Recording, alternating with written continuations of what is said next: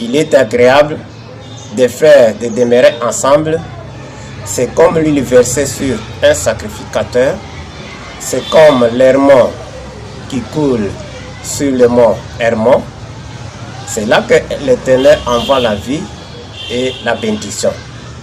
La parole du Seigneur.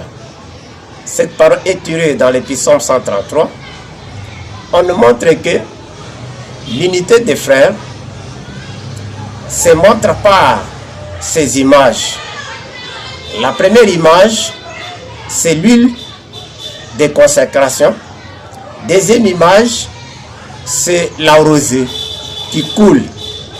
Bien-aimé, l'unité, ce n'est pas quelque chose d'intérêt ou bien vous unissez pour vous marier. Lorsque le mariage ne donne pas les enfants, vous allez directement déclarer le divorce. Ça, ce n'est pas l'unité.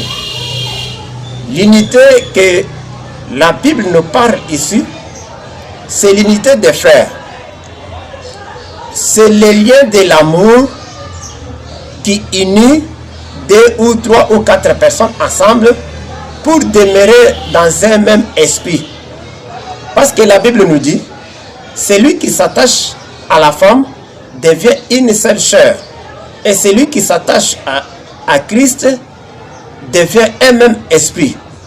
Mon frère, l'unité, ce n'est pas des choses de farce et des choses de montrer aux gens, moi je vis bien avec ma femme.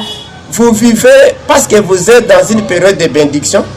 Vous vivez parce que peut-être le mari travaille ou bien la femme donne au monde, est maître au monde, et c'est pourquoi vous vivez bien. Mais lorsqu'il y a un petit problème, il n'y a pas l'unité. La Bible nous dit, l'unité, il est agréable, il est doux. Dieu, quand il le regarde, il voit l'huile. Parce que la Bible nous dit, nous sommes des sacrificateurs. La sacrificature se montre par l'huile. Et cette huile ici se montre par l'unité.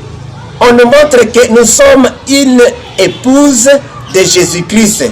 Jésus a versé son sang pour avoir l'Église comme son épouse. Lorsque nous confessons notre foi en Jésus-Christ, nous devenons son épouse, alors nous devenons sa chair. Or, la chair de Jésus, c'est la parole. Vous voyez que vous êtes la parole de Jésus et vous êtes son parfum ou bien son odeur que vous allez répandre partout. Bien-aimés, la Bible nous dit, l'unité des frères est agréable, l'unité des frères est doux, parce que c'est l'image de l'huile qui est versée sur le sacrificateur, c'est la rosée. C'est là que l'Éternel envoie la vie et la bénédiction. La vie qui te cherche à la montagne dans la prière, la vie qui te cherche dans le jeûne, mais la vie se donne lorsque Dieu regarde l'huile de consécration sur ta prière et quand tu le regardes la rosée sur ta prière, parce qu'il voit que l'huile et la rosée montrent que vous êtes à l'unité. C'est-à-dire, vous êtes une femme de Christ et vous êtes son esprit. Bien-aimé, la Bible nous dit l'unité des frères. Lorsque vous demeurez ensemble, Dieu envoie sa bénédiction. Dieu envoie sa vie. Et en premier lieu, on nous montre que l'image ici, c'est l'huile. Vous êtes sous la protection de cette huile-là, parce qu'il y a une parole qui dit, ne touche pas à mes oins. Comme tu es oint à partir de l'unité, alors tu es sous la protection de cette parole ici, pour que les Satan ne puisse pas te toucher partout où tu vas.